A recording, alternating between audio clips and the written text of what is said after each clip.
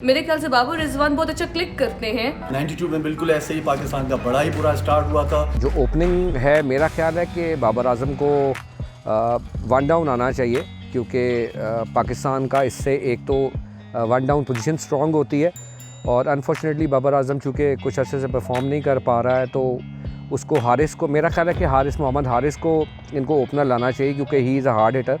पाकिस्तान एक unpredictable team है, पाकिस्तान कुछ भी कर सकती है, बट अगर हम थोड़ी सी हिस्ट्री को देखें तो न्यूजीलैंड के साथ पाकिस्तान का जो रिकॉर्ड है वो हमेशा से बेहतर रहा है। मेरे ख्याल में बाबर और रिजवान को ही ओपन करना चाहिए, क्योंकि डिस्पाइट द फैक्ट कि वो अभी चल नहीं पा रहे, but then again last moment पे इतने चेंजेस हमें नहीं करने चाहिए। मेरे ख्याल से बाबर रिजवान बहुत अच्छा क्लिक करते हैं, लेकिन मुझे लगता है कि पाकिस्तान थोड़ा सा यहाँ वीक जा रहा है और हमारे पास जो हमारा प्लस पॉइंट है वो बॉलिंग है।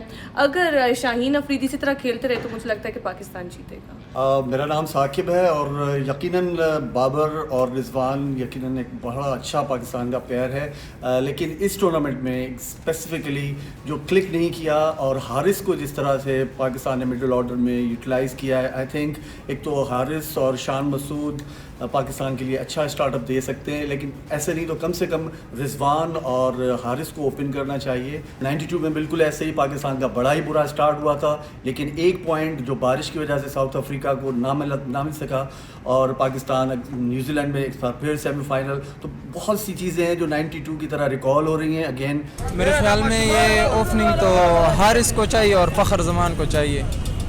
क्यों, क्या वजह यही है कि अभी तक बाबर और रिजवान ने ओपनिंग की, लेकिन ओपनिंग अच्छी नहीं रही। मेरे ख्याल से जो है ना, रिजवान को बाबर आजम को ड्रॉप करना चाहिए, वन डाउन रखना चाहिए और फ़खर जमान को आगे लाना चाहिए। ओपनिंग तो मोहम्मद रिजवान और हारिस करे, बाबर आजम को 3rd नंबर पर आना चाहिए, क्योंकि बाबर आजम ओपनिंग नहीं कर सकता।